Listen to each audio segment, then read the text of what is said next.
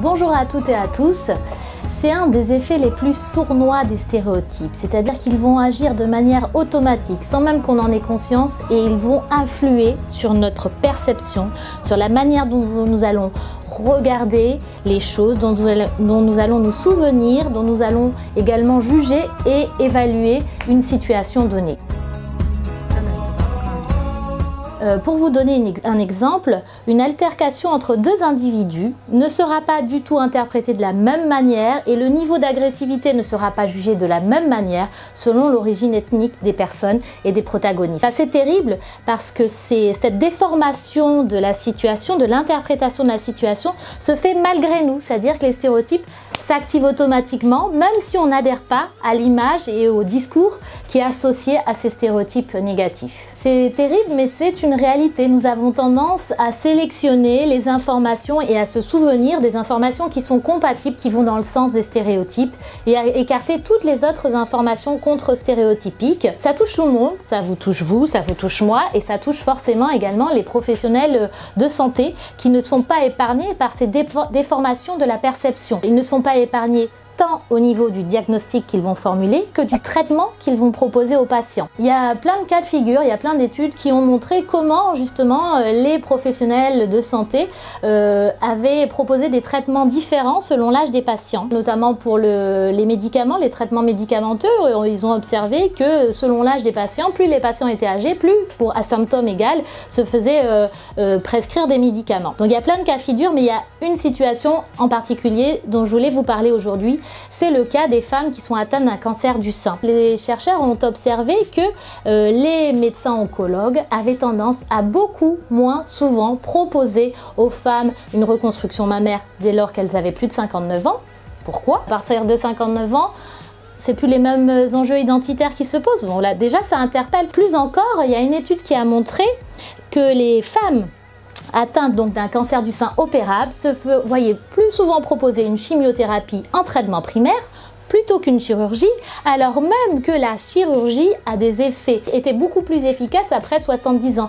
Donc ces exemples-là sont particulièrement parlants pour montrer que les professionnels de santé avaient tendance à traiter différemment les patients dès lors qu'ils étaient plus âgés. Mais ça là se fait de manière automatique, non consciente. C'est pas dans un objectif de nuire.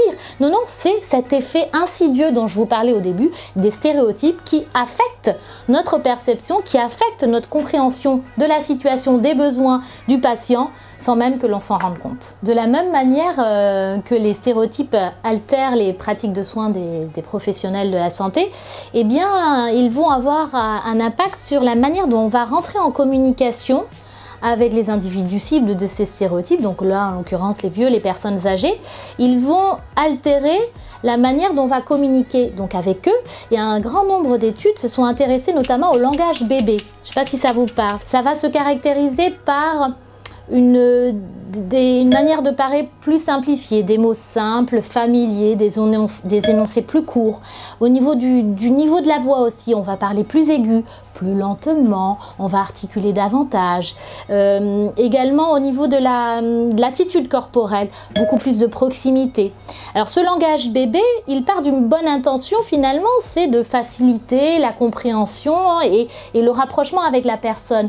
Mais finalement, il repose sur des stéréotypes négatifs liés à l'âge. Même si l'intention au départ elle est positive, elle peut être bienveillante, malgré tout ça va avoir un impact négatif sur la personne. Parce que déjà pour une personne âgée, recevoir ce type de communication c'est assez violent, ça lui renvoie une image négative d'elle-même. Ce que pense l'autre d'elle, c'est pas forcément très positif, elle n'entend rien, elle comprend rien, je vais articuler, elle va comprendre. Pour recevoir ça pour une personne c'est assez violent. Et par ailleurs ça introduit une relation qui n'est pas égalitaire, une relation asymétrique. Puisque là, le professionnel infantilise la personne, il la met en situation d'infériorité malgré lui sans en avoir conscience, mais c'est le cas. Et c'est doublement violent. Violent parce qu'on lui renvoie une image négative de lui-même et violent parce qu'on le place en situation d'infériorité en l'infantilisant. Et tout ça a forcément un impact très fort sur l'image de soi, mais aussi sur les conduites et la santé de la personne âgée. Ça a un impact fort à la fois sur l'estime de soi, parce que des études ont montré que l'adoption d'un langage bébé entraînait une baisse de l'estime de soi chez la personne âgée, mais c'est aussi un impact au niveau de ses capacités.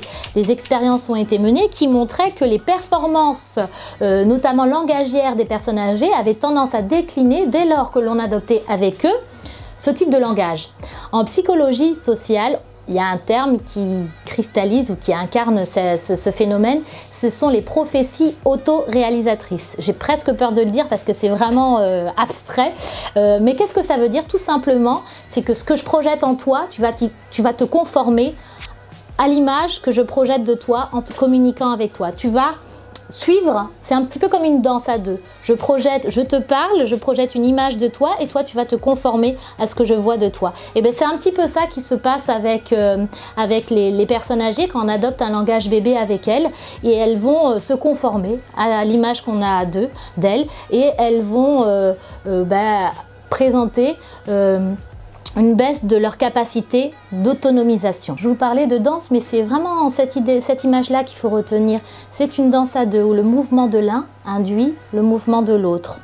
Donc finalement, adopter avec une personne âgée ce type de langage infantilisant va induire chez elle l'adoption de conduites de dépendance. Ne rentrer en communication avec elle que pour répondre à des besoins d'assistance, ça va aussi encourager chez elle des comportements de dépendance, puisque seuls ces comportements sont récompensés par plus d'échanges sociaux. Si vous avez des questions, n'hésitez pas à les poser en commentaire, j'y répondrai avec grand plaisir, et sinon n'hésitez pas à vous abonner à la chaîne YouTube.